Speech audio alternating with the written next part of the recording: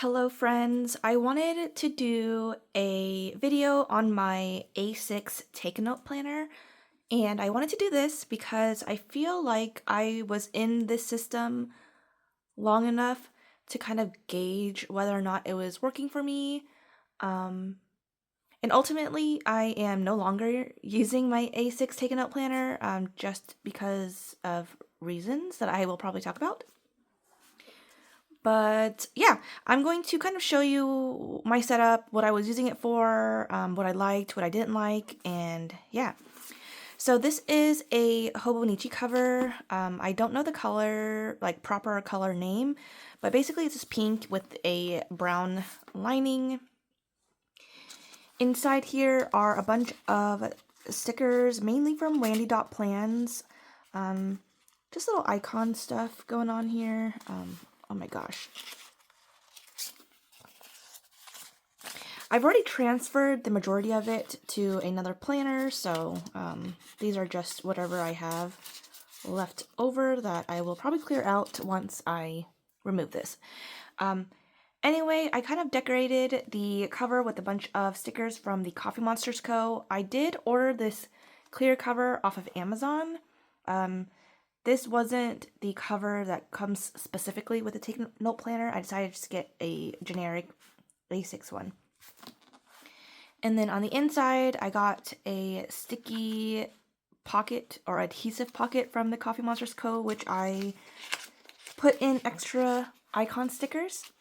And just for like FYI, I guess, this sticky pocket is a little bit compact, and so I did have to trim down one of the regular sheets of the Coffee Monsters Co. stickers so that it would fit in here.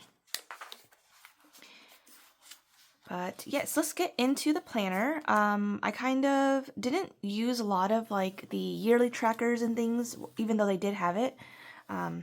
So I didn't really utilize that. I was using this kind of overview section to keep track of all the Coffee Monsters Co. orders that I placed within like the last year. Each order came with a packaging sticker, and so I just started collecting them. I saw somebody do it on a Facebook page, and I thought it was so funny, so I started doing that as well. I started this planner probably into May, March, April. Right? No. Okay. I used it in starting in May.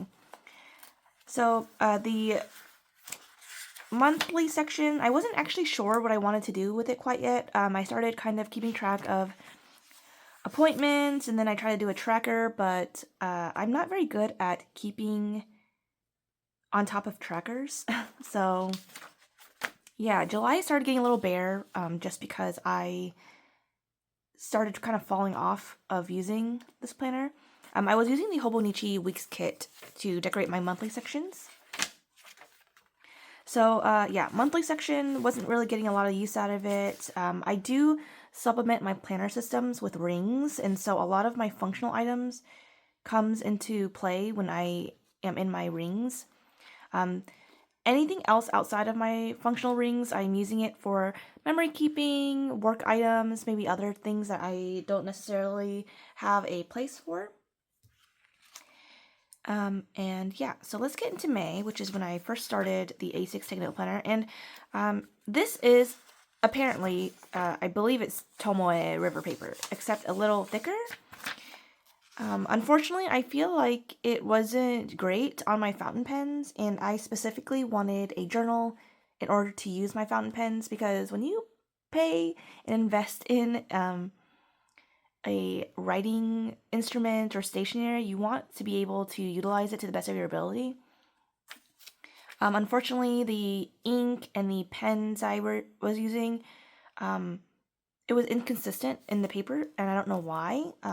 I haven't changed anything out of it. It seemed to be working really well at first, and I was actually using a lot of these earlier pages for a pen test, and I felt like I was going crazy because it was so inconsistent.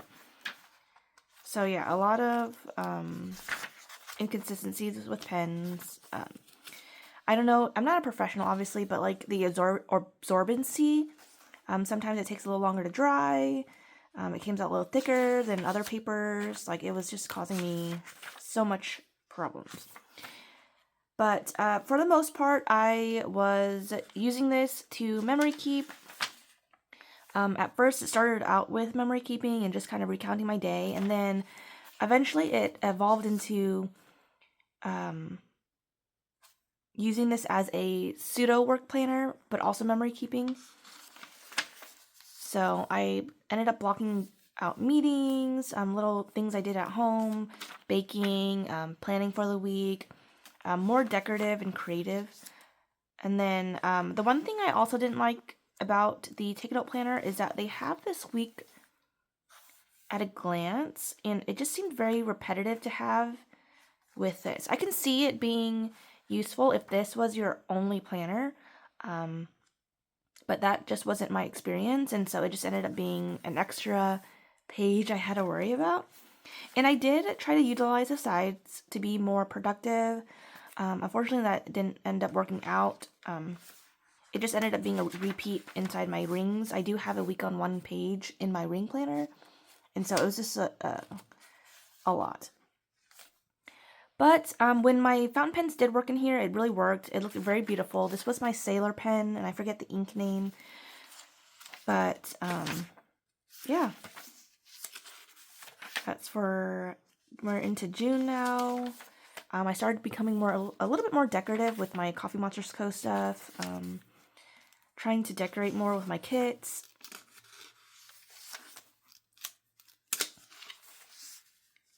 So, yeah, I was pretty consistent. I would say 2 months-ish. For the most part, I was constantly in my Take a Note planner.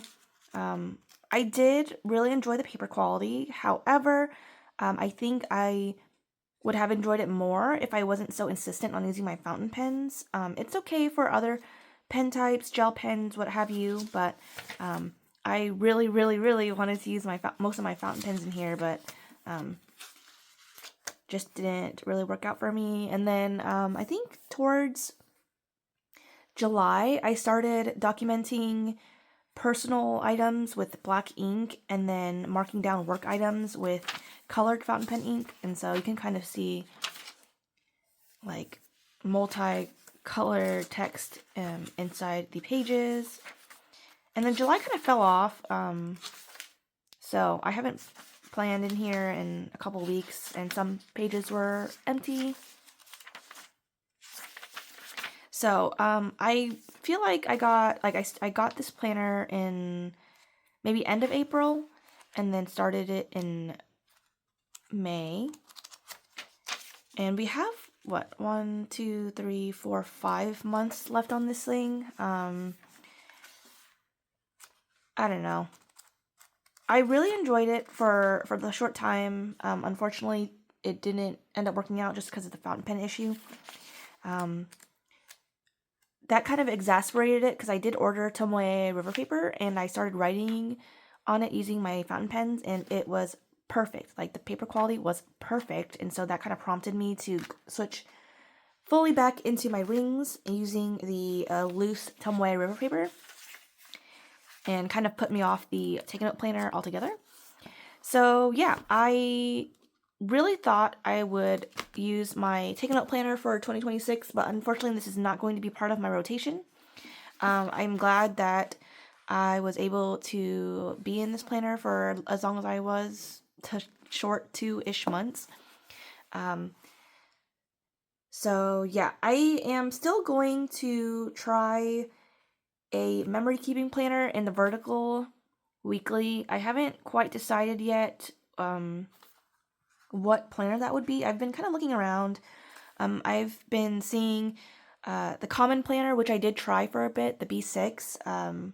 I actually prefer the paper in there more than the Take a Note planner.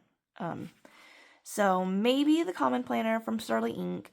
I actually saw Hemlock and Oak. That's a popular brand as well. So yeah, I'm probably just going to think about it a little bit more. I really wanted to try the Hobonichi Techo, but I think having the weekly and the daily section is too much for one planner. I want to keep my daily journaling separate just because if it chunks up, I don't have to worry about like lugging around a brick with me everywhere. But yeah, this was my take a note planner update. Hopefully this was helpful. Yeah, I mean, I really love seeing everybody's like spreads and everything, but ultimately I think I'm going to pass on this, and maybe in the future I'll reconsider, but I enjoyed it and had a lot of fun, but definitely not part of my 2026 lineup for next year. So yeah, let me know what you think. Any comments, your opinions, if you tried the Take a Note Planner as well. Would love to hear about it, and thank you so much.